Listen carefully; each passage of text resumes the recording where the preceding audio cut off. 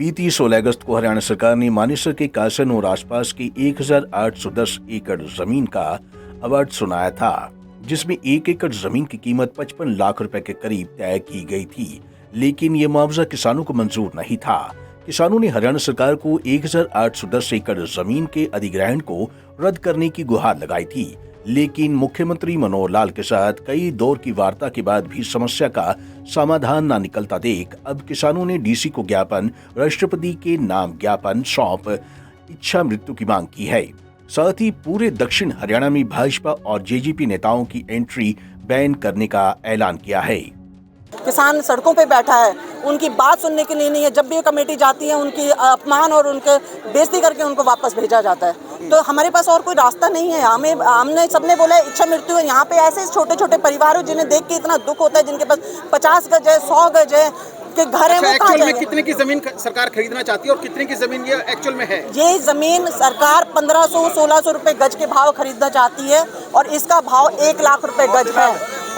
ये 1500 करोड़ के अंदर ये 1810 एकड़ खरीद के इसको 80,000 करोड़ की जमीन को ये 1500 करोड़ में खरीदना चाहते हैं। अब क्या करने वाले हैं आप? हम भी यही कर रहे हैं कि हमें वहाँ से परमिशन मिल जाए तो हम अपनी इच्छा में या तो हमारी ज़मीन छोड़ दी जाए, अगर सरकार या प्रधानमंत्री या राष्ट्रपति या बाकी लोग कोई हमारी बात सुन रहे हैं तो हमारी ज़मीन को छोड़ दिया जाए, क्योंकि इन गाँव के लोगों की पहले ही से 7700 एकड़ ज़मीन जा चुकी है, इनके पास कुछ भी नहीं बचा है।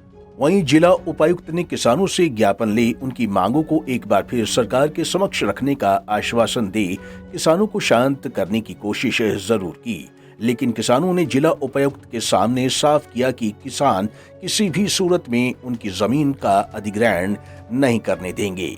सरकार से हम रेगुलर टच में हैं, ज्ञापन भी हम सरकार को भेजेंगे। इनकी भावनाएं, इनकी जो जज्बात हैं सरकार को हम बताते भी रहते हैं और सरकार इस मामले को लेकर के बहुत गंभीर है। इस प्रकार की नौबत बिल्कुल नहीं आने दी जाएगी।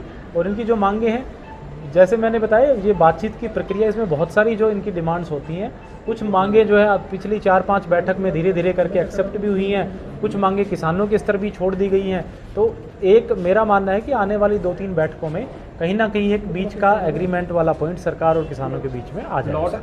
जमीन अधिग्रहण को लेकर किसानों और सरकार के बीच ठन गई है। किसानों का कहना है कि वे किसी भी हाल में जमीन का अधिग्रहण नहीं होने देंगे। साथ ही किसानों ने इच्छा मृत्यु की मांग की है। तो वहीं बीजेपी जेजेपी नेताओं के पूरे दक्षिण हरियाणा में एंट्री बैन करने का ऐलान किया है। ऐसे में देखना होगा कि मामले में अब सरकार की ओर से क्या रुख अपनाया जाता है। पंजाब केसरी टीवी के लिए गुरुग्राम से नीरज वशिष्ठ की रिपोर्ट।